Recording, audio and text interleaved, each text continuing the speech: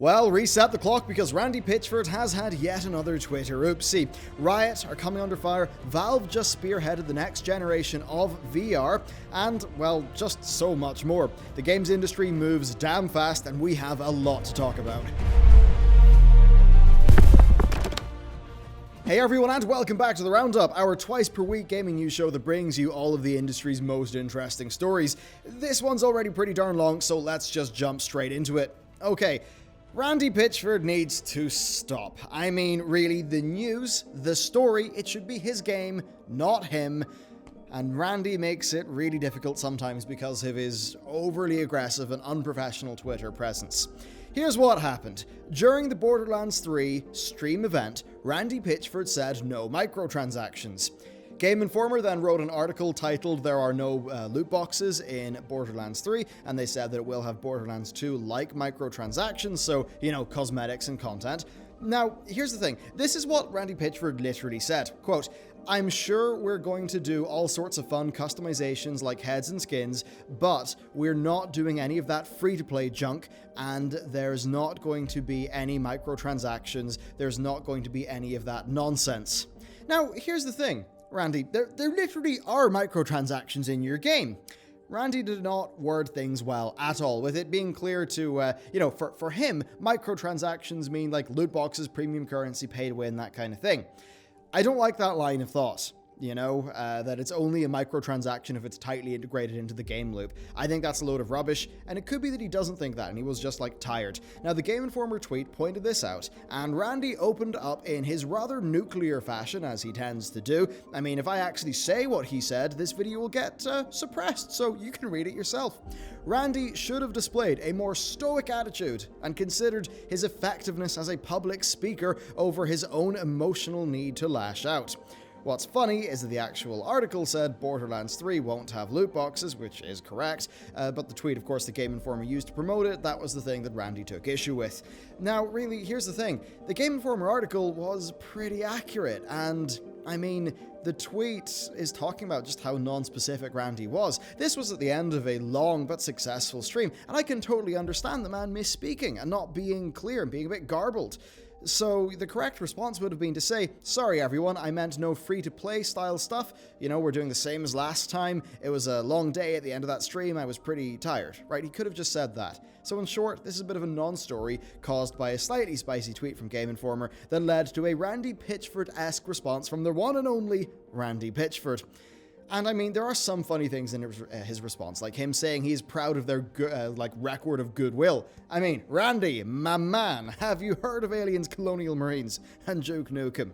Sure, Borderlands is well regarded, but Randy, you've got to acknowledge how the way that you personally handled both of those situations was not really that good, and the ongoing negative PR implications of your actions.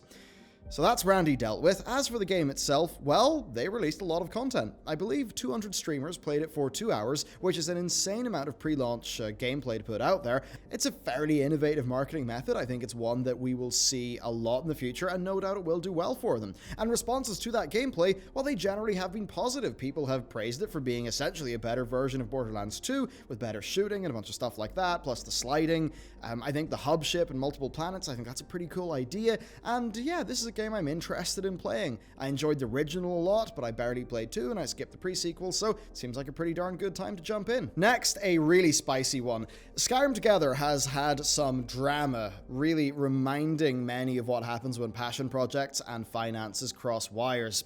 So a user posted on the Skyrim Together subreddit asking for updates about the project, which seems reasonable because the team have mostly been silent on their progress since the last controversy, where they were caught using Skyrim script extender code in the release version, or the beta release version, and that's code they were explicitly disallowed from using. This user asserted that the community deserves updates given their sheer amount of support, both financially and otherwise.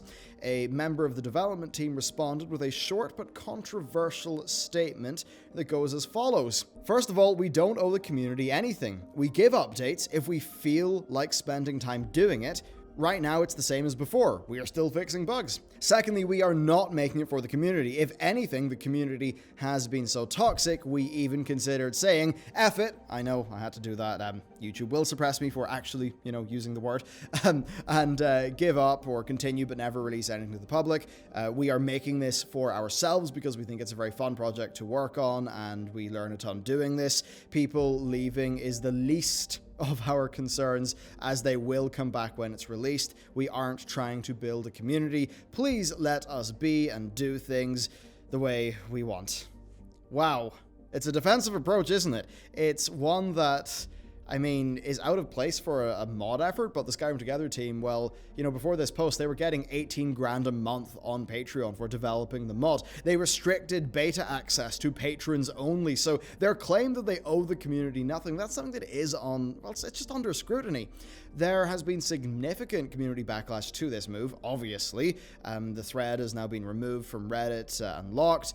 Now, Patreon is not quite the same as Kickstarter, so it's definitely arguable whether or not Patreon is binding for this sort of thing. But, all the same, the community's given a lot of money. They should not have behaved like that. I don't think this type of behavior should be rewarded. It shows contempt for the people who have supported them. And, well, with the toxicity he was referencing, they were caught using code they weren't allowed to do or to use. So, to be honest, I have zero sympathy for them. Let's move on. Next, the Riot update, and this is still in the realms of developer mistakes. Riot cannot seem to catch a break. Now, this is a rapidly developing story, but it's a pretty darn important one. So last August, Cecilia D'Anastasio of Kotaku released a report called Inside the Culture of Sexism at Riot Games, and it basically detailed a company culture that was rife with inappropriate communication practices and stuff like that. Following this, Riot internally promised changes to their employees, while some employees were also at that time trying to file lawsuits against them. Cecilia reported just last week that Riot have filed motions to block those employees from taking legal action, instead forcing them into private arbitration instead of the legal system. Now, having employees waive their rights to legal action, that is a part of many standard employment contracts, and it is something that is intended to protect companies from scrutiny, but it's of course a controversial practice, especially in cases of alleged harassment. Now, partially in response to this, and partially because they did promise internal changes that never seem to have came to fruition, employees at Riot this week have considered doing a walkout, according to Waypoint's Patrick Klepek. Because of this, Riot executives are apparently scrambling to prevent this whole thing from happening, inviting discussion of the topic at an all-hands company town hall meeting. Now, their chief diversity officer said this in an internal message: "We are committed to re-earning your trust by having an open and transparent dialogue and doing the right thing by all of our rioters. Personally, I completely understand how this may feel like a setback, but my hope is that through this storm, we will be a better version of ourselves." As a part of their response, they have ended the forced arbitration in harassment claims for new staff as well. Now, they've historically been a pretty ambitious company, but that's been met with limited success, with only one game in their repertoire, despite them publicly discussing other projects for nearly a decade, and, as well as, all the spending in those projects. 3 years ago, they also purchased Radiant Entertainment, the developers of Rising Thunder and Stonehearth, but have had no success to show for it. Their internal culture just seems to be something of a mess, and many figures in esports have spoken out against their behavior as a company. There are just so many data points really here that we've seen over time. Come on, we actually saw Slasher defend Thorin, and if you know anything about those two, that's actually quite a lot. And then according to Richard Lewis, what we know is pretty much just the tip of the iceberg here. Now, I would trust Richard quite a lot in this type of thing. He is not typically the type to, sort of be the boy who cries wolf on issues like this. So overall, it seems like no matter what's going on, there just seems to be something odd at Riot, and I'm pretty darn sure we'll see a lot more come to light in the coming weeks. Next, we've got something that I'm very thrilled about: Valve Index. So it's Valve's VR headset, and the good news is that we pre-ordered one for the office. It will arrive, I think, in July. Now, what sets Index apart is its per finger, tracking. Now, with projects like Boneworks, this really is kind of the next generation of VR interaction. So with Index, the controller is strapped to your hand. It can then track all of your fingers, with the grip being pressure sensitive. It's essentially the closest that we've come to with, really just for a VR solution that actually emulates the experience of having hands, which is very different from the Vive controllers or the PS VR controllers, and a step above Oculus Touch. Now, the headset itself seems to be a nice leap forward as well, as do their base stations. We're going to have ours in early July, I believe, and I'll try to make some content on it. I know for sure at the very least I'll fire up Unity or Unreal and just have a mess around with the finger tracking to see what it's like. Talking about VR is kind of tricky because it really is a very experience it to believe it kind of thing. I really do think it's just a different format for gaming. It's one that I've loved since the DK2, and I just don't think it's really in that much competition with the traditional stuff right now. I think what's interesting for me is the leap forward in interactivity, and really those leaps are the sort of thing that drove the Half-Life series. And we know that Valve have 3 full-sized VR games in the works, so I wouldn't be surprised if we saw a major Half-Life title for Index. That would totally be in line with the sort of ground broken by Half-Life 1 and Half-Life 2, with 2 very much being sold on its, next level physics and interactivity. So it's definitely very interesting, and I'd be very keen to see what types of new games this actually opens up for VR. Next up, Earthworm Jim. I know, a strange topic to have, but it's getting a new game. The original team is making a sequel 25 years later, exclusively for the Intellivision Amico, which is a bit odd.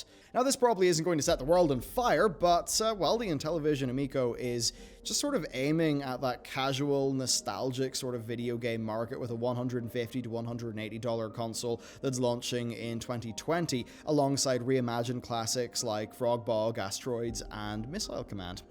It's sort of an attempt to plug a hole in the market, I suppose, given that there's not really much in the way of a cheap casual console, except for, the ones that already exist, plus phones and tablets, most of which are guaranteed to give you a better gaming experience than a cheap reimagined retro console with a, of course, barring the control scheme. I mean, an Android phone, HDMI lead, and Bluetooth controller, plus an emulator, that's probably going to get a very similar experience for most people in a cheaper manner, or, just making your own emulation box. So it's a bit weird. As much as Earthworm Jim was enjoyed by many in their youth, I kind of doubt that a new one is going to inspire an almost $200 purchase from anyone, never mind taking up the valuable space underneath one's TV. It's really strange. I suppose it definitely is a neat scenario, I just don't really see it making that much of a mark on the industry. Next, a quick Halo Master Chief Collection update. So, the Master Chief Collection public test flights were scheduled to begin in April, but they have since been delayed.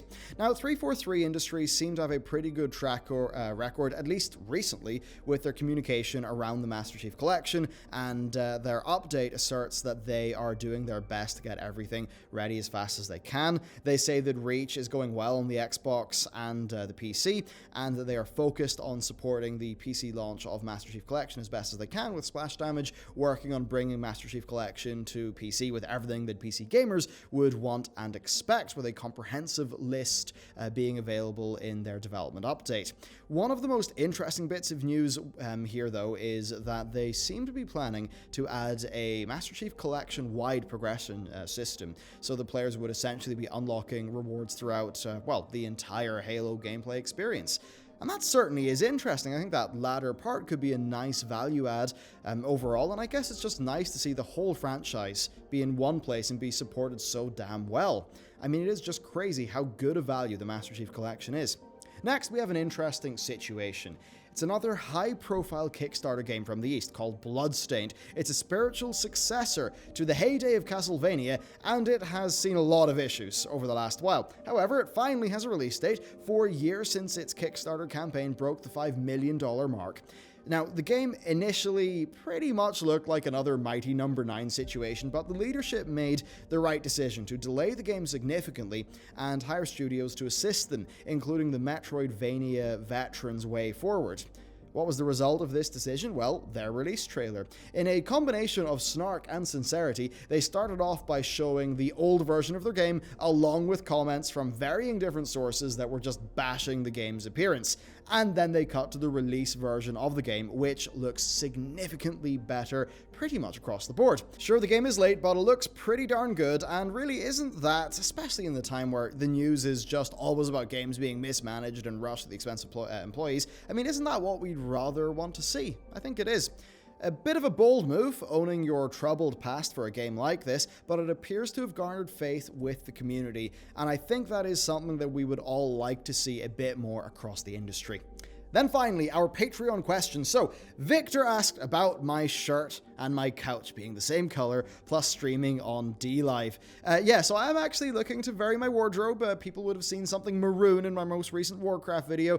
For me, 7 grey tees has just been the default. It allows me to batch my weekly washing for maximum efficiency, but my videos, yeah, they look better if I spice things up, so I will. As for DLive, well, it's odd. I don't stream that much because of how we are set up as a sort of organization. So rather than stream regularly like a streamer, the most I'd ever be doing is something like the Linus Tech Tips WAN show.